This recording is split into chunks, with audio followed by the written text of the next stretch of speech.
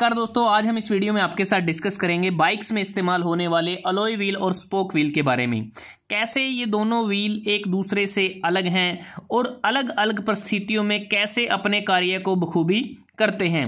अगर मैं spoke wheel की बात करता हूँ, ये काफ़ी ओल्डर हैं, टेस्टेड है, क्योंकि बहुत समय से, जब से आप कह सकते हैं कि ऑटोमोबाइल्स ईजाद हुई है, तब से ये व्हील्स शुरुआत से ही प्रयोग में आते रहे हैं। लेकिन जो अलॉय व्हील हैं, ये एक नया कंसेप्ट है जो पिछले 15 वर्षों से ज़्यादा देखने को मिला है और इसने काफ़ी कम समय में काफ़ी प्रसिद्धि भी हासिल कर ली है। तो आज की डेट में ये काफ़ी पॉपुलर हैं। तो कुछ फैक्टर हमने कंसीडर किए हैं जिसके आधार पर देखते हैं ये व्हील एक दूसरे से कैसे अलग हैं। सबसे पहले बात करते हैं मटेरियल की।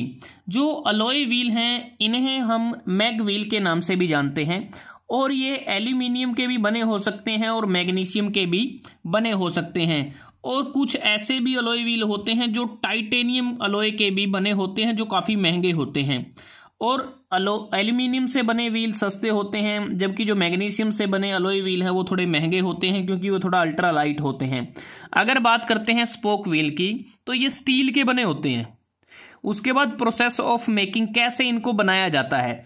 अगर हम अलॉय व्हील की बात करते हैं, इन्हें हम कास्टिंग के द्वारा भी बना सकते हैं, फोर्जिंग के द्वारा भी बनाया जा सकता है ताकि हमें ज़्यादा स्ट्रेंथ मिल सके। और जो अलॉय व्हील हम जिस मैन्युफैक्चरिंग प्रोसेस से बनाते हैं वो काफ़ी फास्ट होती है, उसको ऑटोमेट भी किया जा सकता है और इस केस में हमें कोई भी ह्यूमन एरर नहीं मिलती क्योंकि मोस्टली जो काम है वो मशीनों के द्वारा ही किया जाता है। लेकिन जो स्पोक व्हील है, इसमें जो मैन्युफैक्चरिंग जो प्रोसेस है वो स्लो होती है क्योंकि इसमें हमें ह्यूमन लेबर की ज़रूरत पड़ती है और इसको हम ऑटोमेटेड प्रोसेस के द्वारा नहीं बना सकते क्योंकि इसमें क्या है कि जो स्पोक्स होती हैं, जो तारें होती हैं, वो जो व्हील का हब होता है वहाँ पर उसको इंसर्ट करके रिम पर उसको स्क्रू किया जाता है। तो ह्यूमन लेबर का काम ज़्यादा रहता है और इसमें ह्यूमन एरर के चांसेस भी रहते हैं। तो थोड़ा सा टाइम कंज्यूमिंग प्रोसेस रहती है स्पोक व्हील को बनाते समय।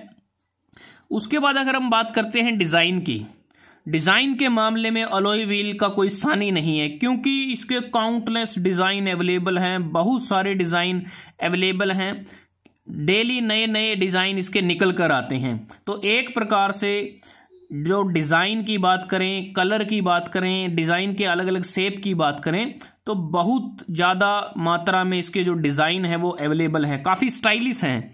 लेकिन जो स्पोक व्हील्स हैं, इसके जो डिज़ाइन है वो लिमिटेड ही डिज़ाइन हैं अगर हम बात करते हैं। उसके बाद है वेट।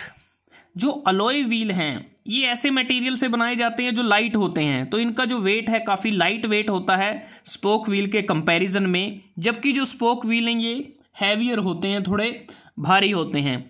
फ्यूल एफिशिएंट की बात करते हैं, जब अलॉय व्हील का वेट कम होता है तो ये काफ़ी फ्यूल एफिशिएंट भी होते हैं वेट कम होने के कारण, और काफ़ी ज़बरदस्त परफॉर्मेंस उन बाइक्स के द्वारा दी जाती है जिनमें हम अलॉय व्हील का इस्तेमाल करते हैं।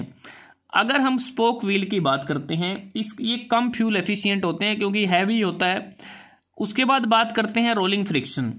वेट कम होने की वजह से अलॉय व्हील के जो बाइक्स हम यूज़ करते हैं अलॉय व्हील के साथ, तो उसमें रोलिंग फ्रिक्शन कम होता है, जबकि स्पोक व्हील के द्वारा जो हम बाइक यूज़ करते हैं जिसमें स्पोक व्हील इस्तेमाल करते हैं तो उसका रोलिंग फ्रिक्शन ज़्यादा होता है।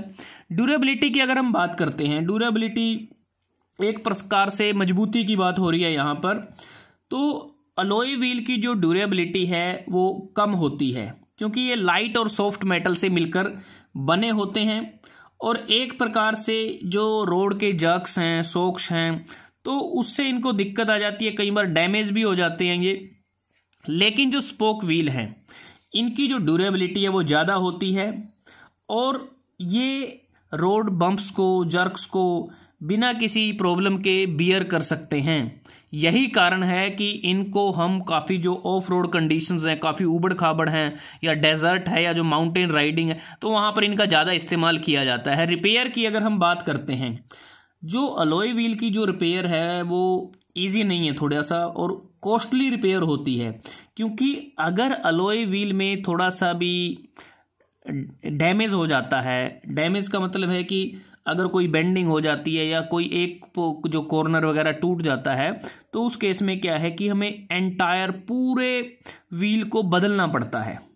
और इसमें क्या है, जो स्पोक व्हील हैं, तो यहाँ पर क्या है कि ये इसकी जो रिपेयर है वो इजी है, रिपेयर कॉस्ट भी कम है। इसमें क्या होता है कि हम जो इंडिविजुअल स्पोक अगर डैमेज हुई है तो उसको चेंज कर देते हैं। दूसरा, इसके लिए हमें कोई अलग से स्पेशलाइज्ड इक्विपमेंट की ज़रूरत नहीं होती। और कोई भी सड़क के आसपास अगर कोई मार्केट में कोई भी रिपेयर वाला पर्सन बैठा है तो इसको बड़ी आसानी से इसको ठीक कर सकता है। अगर हम बात करते हैं क्वालिटी ऑफ टायर की, अब जो अलॉय व्हील हैं ये काफ़ी बढ़िया कह सकते हैं, जो ट्यूबलेस टायर हैं उसके लिए काफ़ी बढ़िया रहते हैं, क्योंकि बड़ी आसानी से इसमें फिट कर सकते हैं। ट्यूबलेस टायर के लिए ये बहुत ही बढ़िया व्हील हम बोल सकते हैं।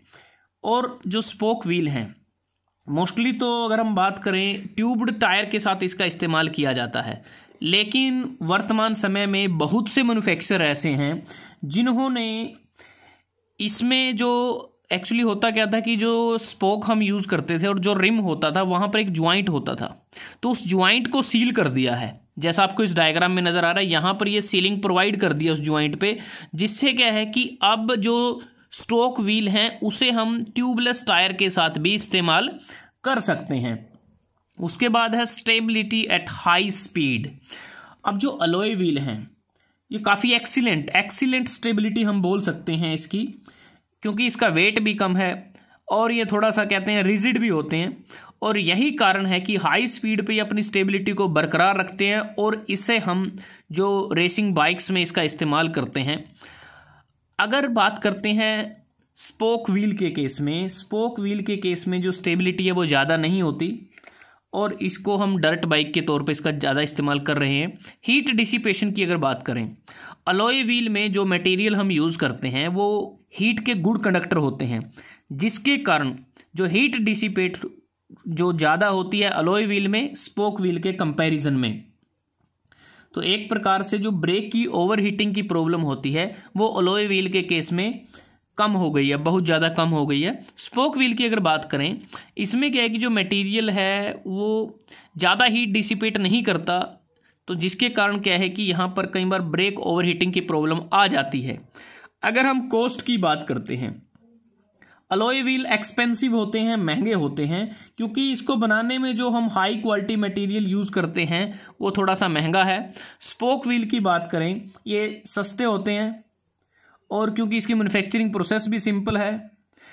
उसके बाद अगर यूसेज की बात करते हैं, कहाँ कि इसका इस्तेमाल ज़्यादा किया जाता है, तो जहाँ पर ऑन रोड कंडीशन है, सड़कें अच्छी हैं, तो ऊबड़ खाबड़ नहीं हैं, तो वहाँ पर अलॉय व्हील का ज़्यादा इस्तेमाल कर सकते हैं, क्योंकि इनकी ड्यूरेबिलिटी कम होती है। लेकिन जो स्टोक व्हील है काफ़ी रफ एंड टफ हैं। जो ऑफ रोड कंडीशंस हैं, चाहे माउंटेन की राइडिंग है, चाहे डेजर्ट की में बाइकिंग करने का शौक़ हो, तो अगर हमें बाइक को बिल्डिंग की हाइट से ऊंचे भी इसको जंप करवा सकते हैं, क्योंकि जो स्पोक्स होते हैं काफ़ी ड्यूरेबल होते हैं, तो वो जो जर्क होंगे, जो भी शॉक लगेंगे उसको ये एब्जॉर्व कर लेते हैं। तो इसलिए जो स्टोक व्हील हैं ऑफ रोड कंडीशंस में, जहाँ पर रोड कंडीशन अच्छी नहीं है, तो वहाँ के लिए काफ़ी उपयुक्त रहते हैं। तो दोस्तों, आज हमने इस वीडियो में आपके साथ डिस्कस किया अलॉय व्हील और स्टोक व्हील के बारे में। अगर आपको ये वीडियो अच्छा लगा, आप इसको लाइक कर सकते हैं, शेयर कर सकते हैं अपने दोस्तों के साथ, स्टूडेंट्स के साथ, और जल्दी हाजिर होते हैं एक नए वीडियो के साथ। तब तक के लिए धन्यवाद। आपका दिन शुभ रहे।